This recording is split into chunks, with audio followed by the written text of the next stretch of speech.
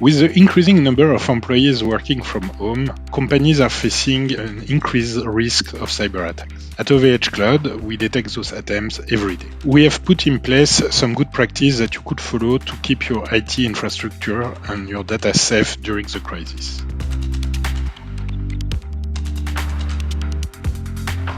The sustainability of your whole business may depend on how your employees react to cyber threats.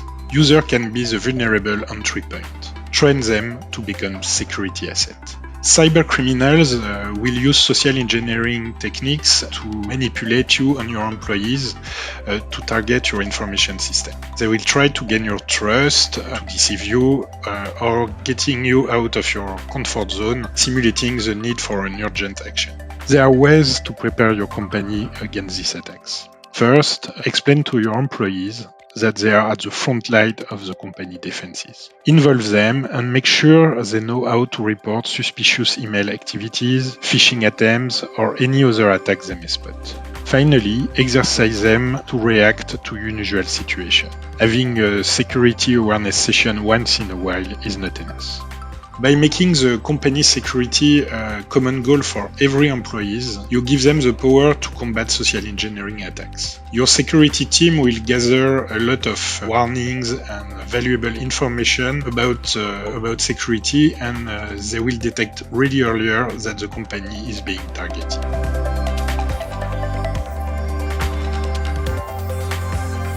To speed up the deployment of remote working while waiting for a proper VPN access, you might have opened a remote desktop protocol to access desktop or servers remotely, or SMB to access file shares over the internet. Remote desktop protocol and SMB are the most vulnerable in terms of cyber attacks. As you may know, WannaCry and SamSam ransomware are operating through Samba and RDP as 71% of ransomware according to Beazley Insurance. So, how can you limit the risk?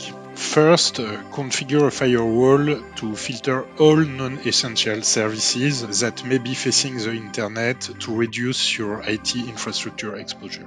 Secondly, if you need to connect over RDP or SMB protocol, make sure that you limit the access only to trusted IP addresses on your firewall. And last but not least, once VPN service will be in place, ensure that your user use strong passwords to connect, or even better, if they use multi-factor authentication.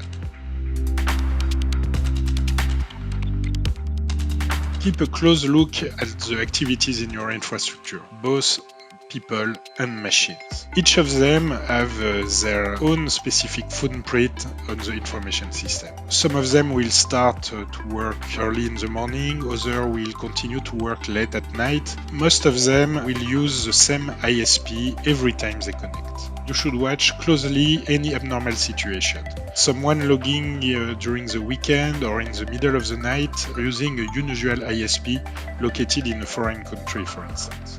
So, how can you do it? First, collect data on how, when, and from where your employees connect to the information system. Based on this data, detect any out of normal situation or behavior that may indicate something abnormal to limit damages. In 2019, the average time for detecting an intrusion was 56 days. Monitor the use of resources. Intensive use of CPU might indicate illegitimate use of the workstation or even a compromise. A large number of connections to the internal systems might indicate an attempt to make a lateral movement within an attack.